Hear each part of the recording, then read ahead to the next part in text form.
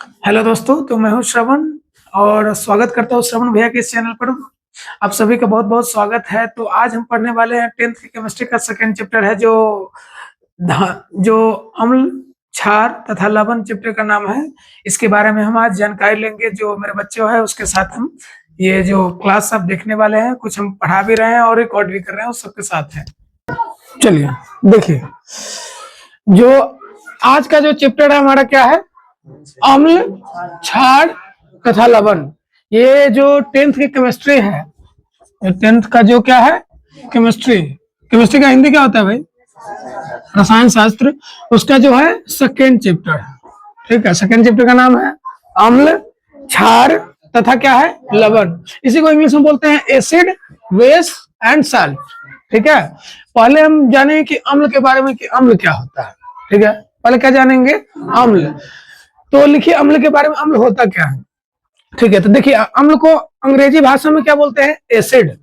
अम्ल को अंग्रेजी भाषा में क्या बोलते हैं, एसिड बोलते हैं। ठीक है, तो इसको थोड़ा थोड़ा लिख लिया जाए। ठीक है, लिखिए अम्ल को अंग्रेजी भाषा में एसिड कहते हैं। अम्ल को अंग्रेजी भाषा में क्या कहते हैं, एसिड कहते हैं।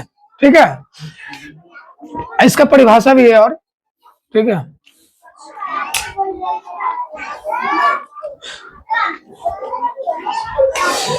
देखिए सुनिए, परिभाषा लिखने से पहले आप बताइए कि अम्ल का मतलब क्या होता है। जो स्वाद में खट्टा हो मतलब थोड़ा सा चटकीला टाइप के हो, खट्टा हो, तो उसमें समझे वो अम्ल नहीं होगा, उस पदार्थ में अम्ल की मात्रा होगा। जैसे मान लीजिए कि हम बोलेंगे आंवला, आंवला खाने में थोड़ा सा खट्टा लगता है कि नहीं, लगता है ना। इसका मतलब आंवला अम्ल नहीं है, आंवला में अम्ल पाया जाता है। ठीक है, जैसे टमाटर खाने में भी आपको लगता होगा थोड़ा थोड़ा, तो उसमें क्या होता है, अम्ल होता है। तो अगर पूछेंगे कुछ अम्लीय पदार्थों के नाम लिखे तो क्या लिख सकते हैं, कुछ अम्लीय पदार्थों के नाम लिखे, के नाम। ठीक है, कुछ अम्लीय पदार्थों के नाम। ठीक है, जैसे हो सकता है, जैसे बतलाइए तो आप लोग, इमली हो सकता है, और क्या, खट्टा आम भी हो सकता है। सही है, कच्चा आम या खट्टा आम, लोग कच्चा आम लिख देते हैं, कच्चा आम सही रहेगा क्या, कच्चा आम, आंवला, नींबू, और भी कुछ होगा क्या। ठीक है, तो ये सब और भी पदार्थ हो सकते हैं। तो ये सब पदार्थ ऐसे हैं जिसमें अम्ल की क्या पाई जाती है, हाँ दही भी हो सकता है, दही जो तिला संक्रांति तभी मना है, दही इत्यादि। ठीक है, तो ये सब जो पदार्थ है इसमें क्या पाई जाती है, अम्ल पाई जाती है। ठीक है, अगर क्वेश्चन पूछे निम्न में कौन अम्लीय पदार्थ नहीं है, 4 को ऑप्शन दे दे, तो 3 को दिया रहेगा कि अम्ल है, एक वो ऐसा रहेगा जिसमें अम्ल नहीं होगा। ठीक है, टमाटर भी आप लिख सकते हैं, टमाटर में भी अम्ल पाया जाता है, ऑक्जेलिक अम्ल। बाद में हम लिखा देंगे कि कौन पदार्थ में कौन कौन सा अम्ल पाया जाता है, वो अलग से हम करा देंगे आपको। ठीक है, जो ऑब्जेक्ट में आपको काम आ जाएगा, हम सारणी में बना के करा देंगे। पहले ये लिखिए, एसिड के अंग्रेजी भाषा में क्या बोलते हैं, सॉरी हम लोग को अंग्रेजी भाषा में क्या लिखते हैं, एसिड। कुछ अम्लीय पदार्थों के नाम बताए तो इमली हो जाएगा, कच्चा आम हो जाएगा, आंवला हो जाएगा, नींबू हो जाएगा, दही हो जाएगा। ठीक है, तो इस पदार्थ में क्या पाए जाते हैं, अम्ल पाए जाते हैं। सुनिए, इसका परिभाषा होगा, परिभाषा लिखकर डाल दीजिए, हेडिंग कर दीजिए परिभाषा। परिभाषा एक था आर्हेनियस। ठीक है, आर्हेनियस एक वैज्ञानिक है, आर्हेनियस के अनुसार, किसके अनुसार, आर्हेनियस के अनुसार। लिखिए, इसका परिभाषा हम लिखा रहा है, किस परिभाषा लिखा रहा है, किसके अनुसार, आर्हेनियस के अनुसार। अम्ल वह पदार्थ है, अम्ल वह पदार्थ है, अम्ल वह पदार्थ है जो जल में घुलकर जो जल में घुलकर H+ आयन देता है।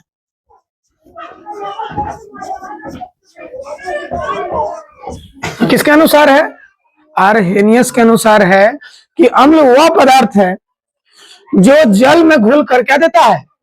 H+ आयन देता है। ठीक है, अम्ल क्या है? अम्ल वह पदार्थ है जो जल में घुलकर H+ आयन देता है। तो पहले देखिए, अम्ल को अंग्रेजी भाषा में एसिड बोलते हैं। कुछ अम्लीय पदार्थों के नाम बोले तो जैसे इमली है, कच्चा आम है, आंवला है, नींबू है, दही है, इस सब में क्या पाया जाता है? अम्ल पाया जाता है। उसके बाद परिभाषा की बात करें तो किसके अनुसार हम लिखे हैं? आर्हेनियस के अनुसार। आर्हेनियस के अनुसार है कि अम्ल वह पदार्थ है जो जल में घुलकर H+ आयन देता है।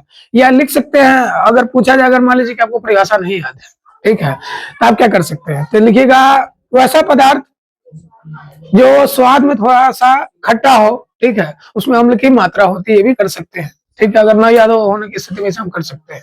जिस पदार्थ में, मतलब जिस पदार्थ का स्वाद है जो कैसा होगा? खट्टा होगा, तो उसमें क्या होगा? अम्ल होगा। ठीक है, अब लिखिए अम्ल के गुण, हेडिंग कीजिए, क्या है? अम्ल के गुण। तो अम्ल के गुण में लिखा हुआ है, जो पहला है, स्वाद में कैसा होता है? ये खट्टा होता है। मतलब अम्ल को अगर चखेंगे, अपने जीभ पर रखेंगे, तो स्वाद में कैसा होगा? खट्टा होगा। जो पदार्थ अगर खाने में आपको खट्टा महसूस हो रहा है, तो समझिएगा उसमें किसकी मात्रा है? अम्ल की मात्रा है। तो अम्ल स्वाद में कैसा होता है? खट्टा होता है। यह क्षारक के प्रभाव को कम कर देता है। तो एक होता है क्षारक, जो कड़वा होता है स्वाद में। तो अगर हम अम्लीय हो गया, मतलब कोई पदार्थ, अगर मान लीजिए कोई चीज है जो क्षारकीय है, अगर उसमें अम्ल की मात्रा रख देंगे तो क्षारक के प्रभाव क्या कर देता है? उसे कम को। सुनिए, ये एक दूसरे के विरोधी पार्टी है। अम्ल है और क्षारक है, एक दूसरे के विरोधी है। ये अम्ल है, क्षारक के प्रभाव को कम कर देता है, और जो क्षारक है अम्ल के प्रभाव को कम कर देता है। जो ज्यादा मात्रा में होगा वो ज्यादा पावरफुल होगा, समझे? एक दूसरे के विरोधी है। तो ये क्षारक के प्रभाव को कम कर देता है। इसका पीएच मान कितना होता है?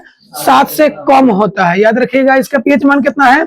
7 से कम है। ठीक है, तो पीएच मान भी आगे हम पढ़ेंगे। उसके बाद देखिए, ये जल में घुलकर क्या देता है? H+ आयन देता है। जो अम्ल है जल में घुलकर H+ आयन देता है। यह क्षारक के प्रभाव को कम कर देता है। इसका पीएच मान 7 से कम होता है। यह स्वाद में कैसा होता है?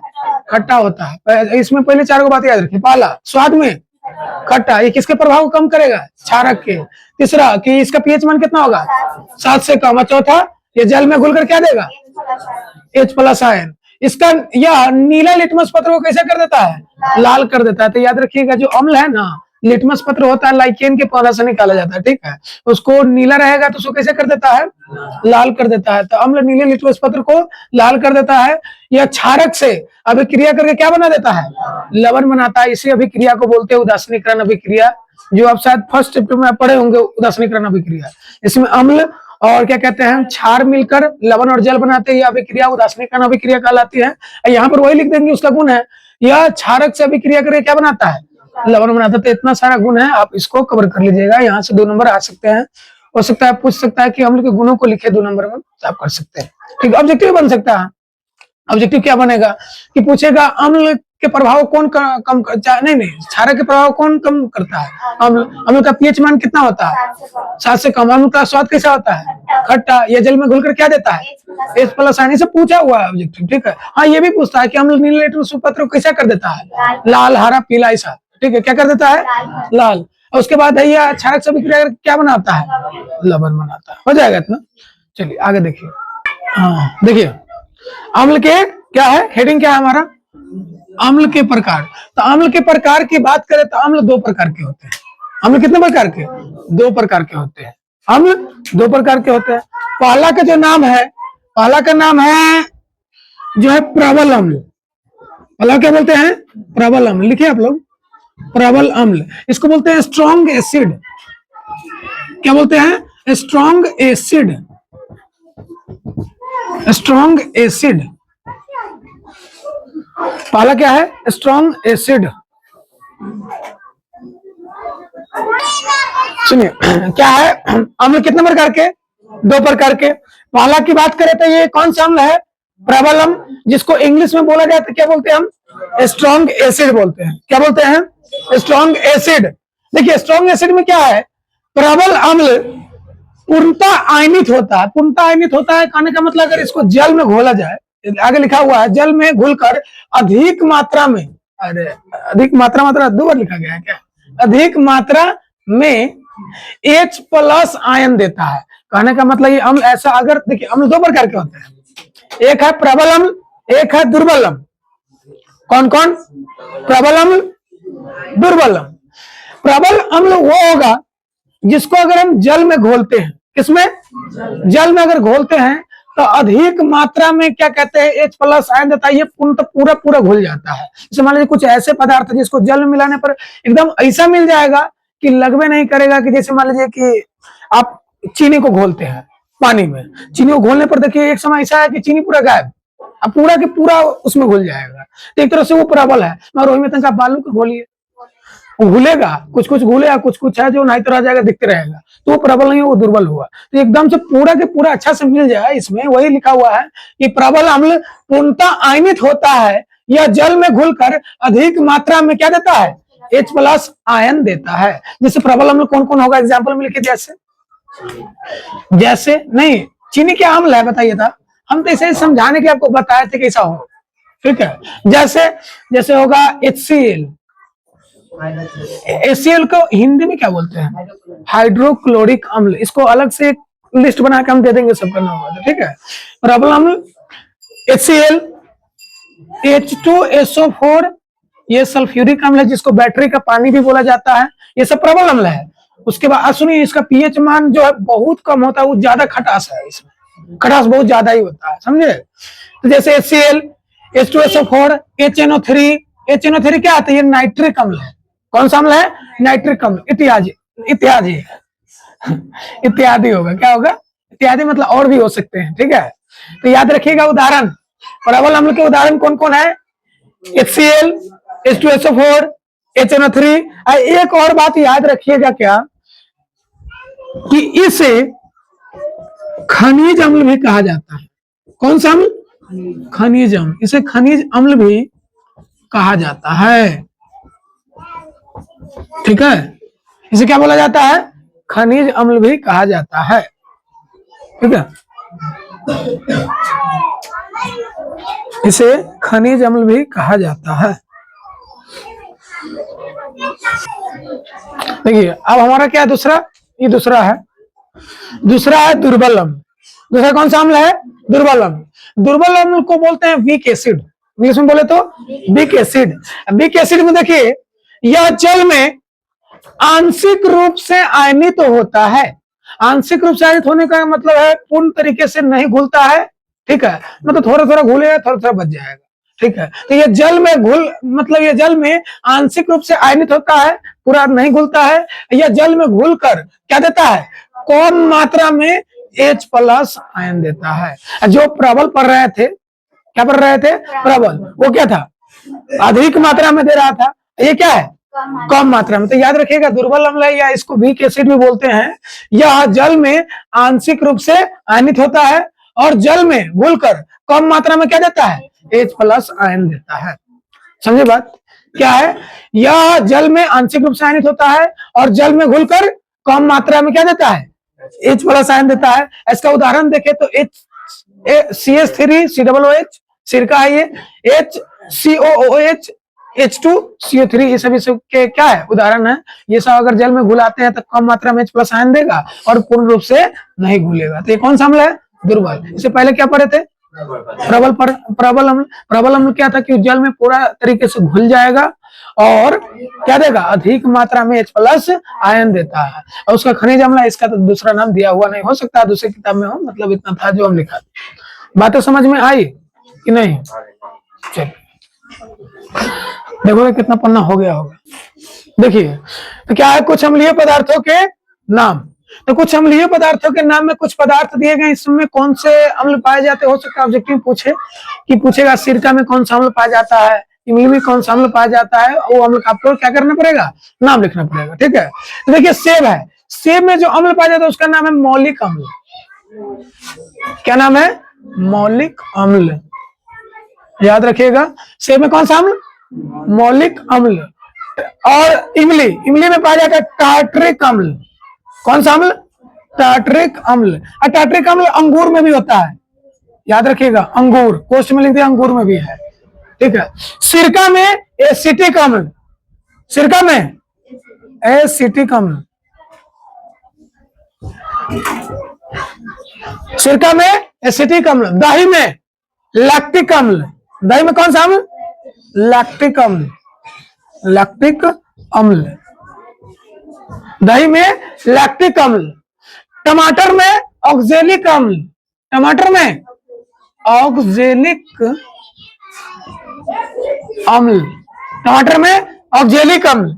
चाय में टैनिक अम्ल, चाय में कौन सा अम्ल होता है? टैनिक अम्ल, चाय में टैनिक अम्ल। लाल चीटी में फॉर्मिक अम्ल, फॉर्मिक अम्ल, लाल चीटी में फॉर्मिक अम्ल। सुनिए, लाल चीटी पूछे या मधुमक्खी के डंक, बात वही है। मधुमक्खी, मधुमक्खी, अरे यार मधुमक्खी ऐसे ना होता है, मधुमक्खी के डंक। तो मधुमक्खी के डंक में भी कौन सा अम्ल? फॉर्मिक अम्ल। एक लास्ट है आंवला, आंवला में होता है स्कॉर्बिक अम्ल, स्कॉर्बिक अम्ल, याद रखिएगा। देख लीजिए, आपका ये लिस्ट है। कि सेब में कौन सा अम्ल? मौलिक अम्ल, सेब में मौलिक अम्ल। इमली में टार्टरिक अम्ल, टार्टरिक अम्ल। और अंगूर में भी होता है टार्टरिक अम्ल, समझे। और सिरका में एसिटिक अम्ल, दही में लैक्टिक अम्ल, टमाटर में ऑक्जेलिक अम्ल, चाय में टैनिक अम्ल, लाल चीटी में फॉर्मिक अम्ल, या मधुमक्खी के डंक में भी फॉर्मिक अम्ल। जो काटते हैं तो बीच में सामने लगता है, तो कौन सा अम्ल होता है? फॉर्मिक। देखिए सुनिए, जो काट लिए मान लीजिए, तो बीच में सामने लगता है, तो उसके प्रभाव को हम क्या करना है? हाथ से करते तो फूल जाता है, तो ऐसे हमें नहीं करना चाहिए। जो भी क्षारकीय पदार्थ है, क्षारकीय पदार्थ से जो स्वाद में थोड़ा कड़वा लगे, जैसे सर्फ हो गया, चाहे क्या कहते हैं, क्या साबुन हो गया मान लो, ये है ना, और जैसे राख हो गया, ये सब पदार्थ को अगर लगा लेते हो तो उसके प्रभाव को धीरे धीरे क्या कर देता है? कम कर देता है, ठीक है। और ज्यादा ना जो काट लिया हुआ आने से तो और पूरा पूरा फूल जाएगा।